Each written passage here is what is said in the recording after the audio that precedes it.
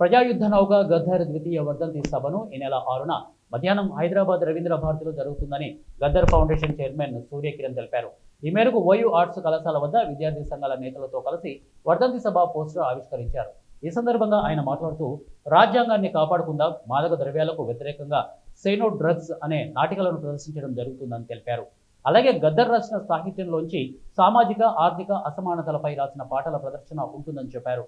Press academy మాజీ chairman అల్లం నారాయణ అధ్యక్షతన జరిగే వర్ధంతి సభలో ప్రజాప్రతినిధులు, సినీ ప్రముఖులు, మేధావులు, రచయితలు, కళాకారులతో పాటు ప్రజా సంఘాల నేతలు, తెలంగాణ ఉద్యమకారులు, విద్యార్థి యువజన మహిళా సంఘాల ప్రతినిధులు పాల్గొంటారని అన్నారు. గద్దర్ జీవితాంతం చేసిన కృషి, ఆచరించిన విలువలపై ఆయన స్మృతిలో అనేక మంది కవులు, కళాకారులు, రచయితలు రచనలతో రూపుదిద్దుకున్న గద్దర్ వ్యాధిలో పాలాధార పాట పుస్తకాన్ని ఆవిష్కరించనున్నట్లు సూర్యకిరణ్ పేర్కొన్నారు.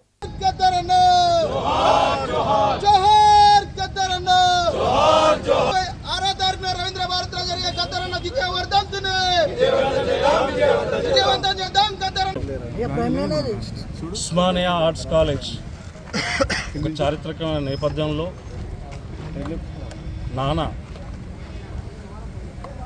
ప్రతి ఉద్యమంలో విద్యార్థులకు అండదండగా నిల్చొని వాళ్ళతో కలిసి అనేక ఉద్యమాల్లో ఈరోజు ఉస్మానియా యూనివర్సిటీ ఒక పోటీగడ్డ.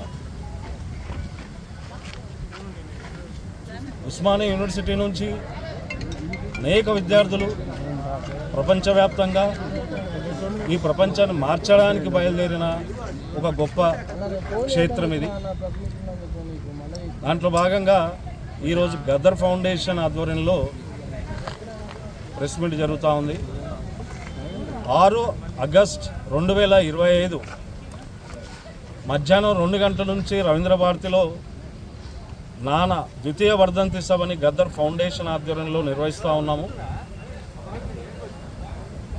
యావత్ ఉస్మానియా యూనివర్సిటీ పూర్వ విద్యార్థులు, ఇప్పుడున్న విద్యార్థులు, నాన్నతో కలిసి పనిచేసిన లెక్చరర్లు, ప్రొఫెసర్లు వాళ్ళందరినీ కూడా ఈరోజు క్యాంపస్ వేదికగా మేము ఆహ్వానిస్తూ ఉన్నాము.